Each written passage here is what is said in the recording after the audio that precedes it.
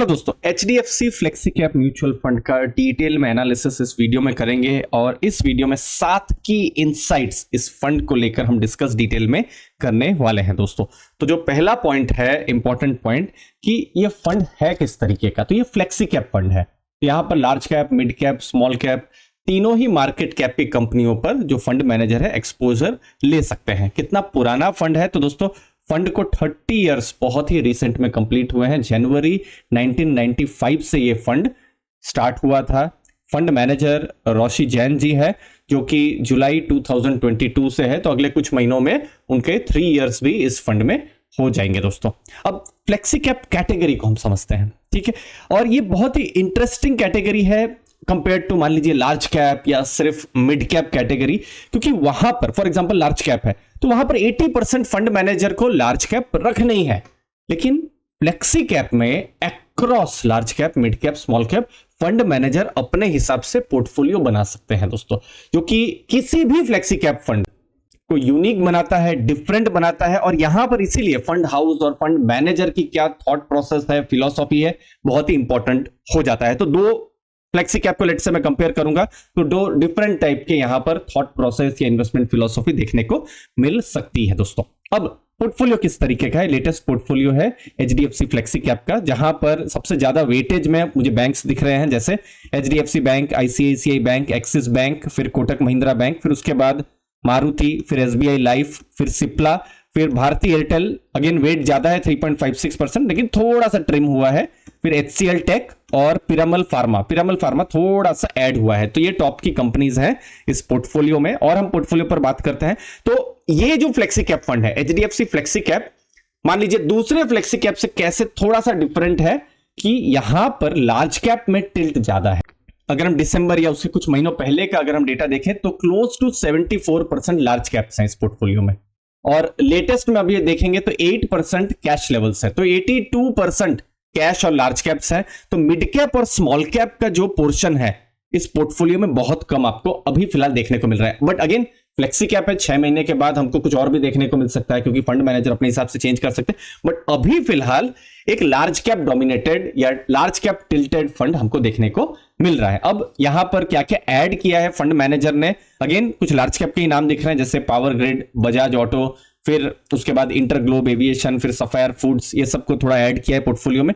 और नई entry portfolio में, अगेन वेटेज कम हो सकता है, जैसे TCS ONGC को नया एंट्री यहां पर मिला हुआ है। तो ये जो फ्लेक्सी कैप फंड है HDFC फ्लेक्सी कैप, थोड़ा डिफरेंशिएट कहां कर रहा है, लार्ज कैप का यहां पर टिल्ट है दोस्तों। अब परफॉर्मेंस की बात करते हैं HDFC फ्लेक्सी कैप, और हमारा थोड़ा यहां पर यूनिक अप्रोच रहता है, जहां पर हम रोलिंग रिटर्न के डेटा के साथ एनालिसिस करते हैं। तो यहां पर चूंकि पुराना फंड है तो हमारे पास बहुत सारे डेटा यहां पर आ सकते हैं। तो यहां पर 15 साल का यहां पर पीरियड हमने लिया है और 3 साल का रोलिंग रिटर्न हमने यहां पर HDFC फ्लेक्सी कैप में देखा है। और कितने हमारे पास ऑब्जर्वेशन आए, देखिए बहुत सारे ऑब्जर्वेशन, 4400 से ज्यादा ऑब्जर्वेशन आए हैं। तो इससे हम पता करने की कोशिश करेंगे कि किसी भी इन्वेस्टर ने इन 15 सालों में 3 साल अगर लेट से इन्वेस्ट किया है तो उनका कैसा एक्सपीरियंस रहा है। तो 12% से ज्यादा रिटर्न आने की क्या पास्ट में किस तरीके का रहा है, 61.85, मतलब 62%, 12% से ज्यादा रिटर्न मिला ही है दोस्तों। लेकिन क्या किसी इन्वेस्टर ने 3 साल इन्वेस्ट किया है, नेगेटिव रिटर्न आ सकता है?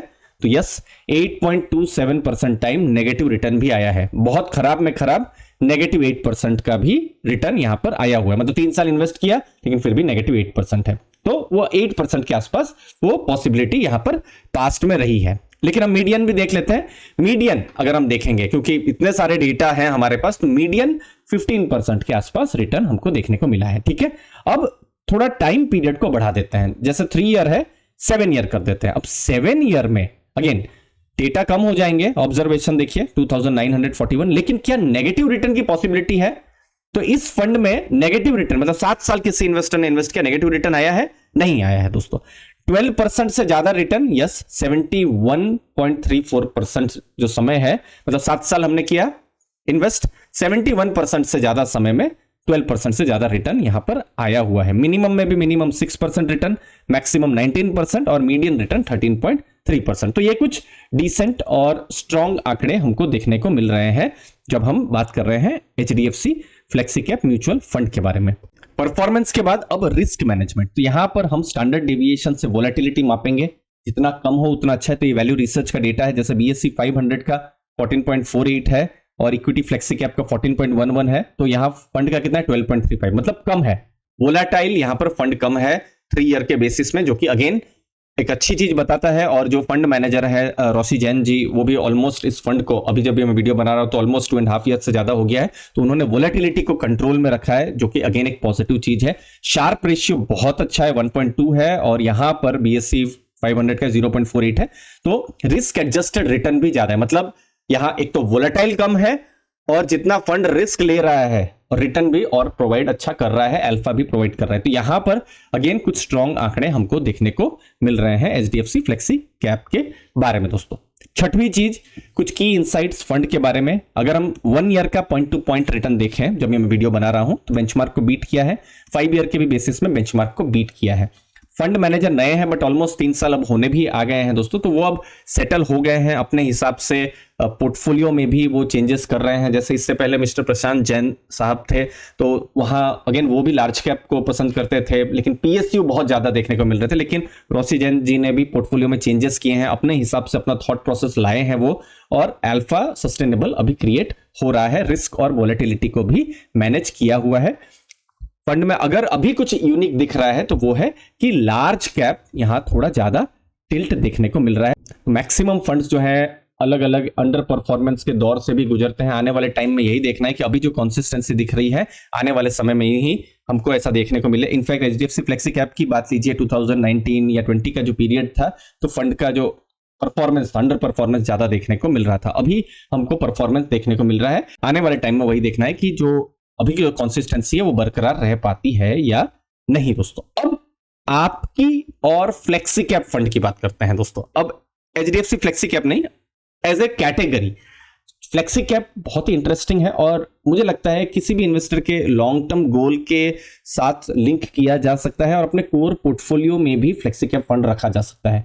और फ्लेक्सी कैप के जो फंड्स हैं, इन्वेस्टर्स को एक अलग अलग ऑप्शन भी देते हैं। जैसे HDFC flexi cap large cap tilted है, कोई दूसरा फंड हो सकता है जहां पर लार्ज कैप थोड़ा कम रहे, मिड कैप स्मॉल कैप ज्यादा रहे, ठीक है। तो अलग अलग एक्सपीरियंस आपको फ्लेक्सी कैप कैटेगरी में मिल सकते हैं। अब मान लीजिए आपने 3 लार्ज कैप फंड लिए हैं, तो एक्सपीरियंस लगभग आसपास जैसा ही हो सकता है, लेकिन फ्लेक्सी कैप में अलग अलग यहां पर एक्सपीरियंस मिल सकता है। तो इसलिए फंड हाउस, फंड मैनेजर, उनका क्या थॉट प्रोसेस है, उनकी क्या फिलॉसफी है, वो स्टडी करना जरूरी हो जाता है। और चूंकि फ्लेक्सी कैप है तो large cap, mid cap, small cap में मतलब एक पूरा मैदान खाली है, फंड मैनेजर अपना एक पोर्टफोलियो बना सकते हैं। तो इसीलिए फंड हाउस, फंड मैनेजर, उनकी थिंकिंग को जरूर देखिए। ये किसी भी फंड के बारे में मैं बात कर रहा हूं। यस, अभी मार्केट नीचे है, एटलीस्ट लास्ट 3-6 महीने में अगर हम देखेंगे तो इन्वेस्टर्स सोचते हैं कि हमारा इतना खराब एक्सपीरियंस क्यों हुआ है। तो देखिए, इक्विटी फंड या फ्लेक्सी कैप फंड जो है वो शॉर्ट टर्म के लिए नहीं होते। अगर आप रोज NAV देखना पसंद करते हैं तो इक्विटी है ही नहीं, तो शायद मे बी डेट आपके लिए ज्यादा अच्छा हो सकता है। तो अपना रिस्क मैनेजमेंट देखिए, अपना रिस्क एपिटाइट देखिए दोस्तों, तो वो ज्यादा इंपॉर्टेंट है। और किसी भी इन्वेस्टमेंट को, मोस्टली जो म्यूचुअल फंड्स हैं, उनको अपने गोल्स के साथ लिंक करिए। देखिए यहां तो एक फंड की एनालिसिस की है, लेकिन हर फंड, हर कैटेगरी, हर इन्वेस्टर के लिए सही नहीं भी हो सकता। आपको मैं एक एग्जांपल देता हूं कि मान लीजिए आपके पास 2 लाख रुपया पड़ा हुआ है और आपको 6 महीने के लिए आपको पार्क करना है, तो क्या फ्लेक्सी कैप सही है? HDFC फ्लेक्सी कैप सही है? शायद आंसर ना है। इनफैक्ट कोई लार्ज कैप सही है तो आंसर ना है, हाइब्रिड सही है तो आंसर ना है, तो मे बी ओनली एक डेट फंड आपके लिए ज्यादा बेटर हो सकता है दोस्तों। तो इसीलिए अपना रिस्क एपिटाइट देखिए, कितना समय के लिए इन्वेस्ट करना है, और अपने गोल्स के साथ इन्वेस्ट करिए दोस्तों। और यहां पर मैं आपकी हेल्प कर सकता हूं। मैं चार्टर्ड फाइनेंशियल गोल प्लानर हूं और एमफी रजिस्टर्ड MFD हूं। मेरा नाम दीपक है। मैं एक्स वेल्थ मैनेजर और बैंकर रह चुका हूं HDFC बैंक, आनंद राठी, एलारा कैपिटल जैसी बड़ी संस्थाओं में। तो यहां पर हम एक free personalised mutual fund consultation plan कर सकते हैं, जहां पर आपके जो फाइनेंशियल गोल्स हैं उस पर हम डिस्कशन कर सकते हैं और उस पर हम गाइडेंस प्रोवाइड कर सकते हैं दोस्तों। पास्ट में और अभी भी बहुत सारे HNI क्लाइंट्स को मैंने गाइडेंस प्रोवाइड किया हुआ है और अभी भी कर रहा हूं। तो यहां पर आपको क्या करना है, डिस्क्रिप्शन बॉक्स में चेक करना है, वहां पर एक गूगल फॉर्म है, आपको सिंपल गूगल फॉर्म है, उसको भरना है और उसके बाद हम टेलीकॉल को प्लान कर सकते हैं दोस्तों। तो हम क्या डिस्कस कर सकते हैं, आपके फाइनेंशियल गोल्स पर डिस्कस कर सकते हैं, गोल बेस्ड गाइडेंस आपको यहां पर प्रोवाइड होगा, इन्वेस्टमेंट पर आपको गाइडेंस प्रोवाइड होगा। जो हमारे क्लाइंट्स होते हैं दोस्तों, उनका हम रेगुलर पोर्टफोलियो रिव्यू करते हैं, पोर्टफोलियो एग्जीक्यूशन सपोर्ट, मॉनिटरिंग उनका पोर्टफोलियो का करते हैं, एसेट एलोकेशन का सपोर्ट और बहुत सारे इन्वेस्टर प्रोग्राम में एक्सेस भी मिलता है दोस्तों। तो आप free online mutual fund account भी ओपन कर सकते हैं दोस्तों, अगर आप सीरियस हैं गोल बेस्ड स्मार्ट इन्वेस्टिंग को एक्सप्लोर करने के लिए। दोस्तों मुझे उम्मीद है आपको वैल्यू जरूर मिलेगी। आपकी जो सभी इंफॉर्मेशन कॉन्फिडेंशियल रखी जाएगी। गूगल फॉर्म की लिंक डिस्क्रिप्शन बॉक्स में दी हुई है, आप चेक कर सकते हैं और हम लोग डिस्कशन प्लान कर सकते हैं। दोस्तों धन्यवाद आपके कीमती समय के लिए। थैंक यू दोस्तों।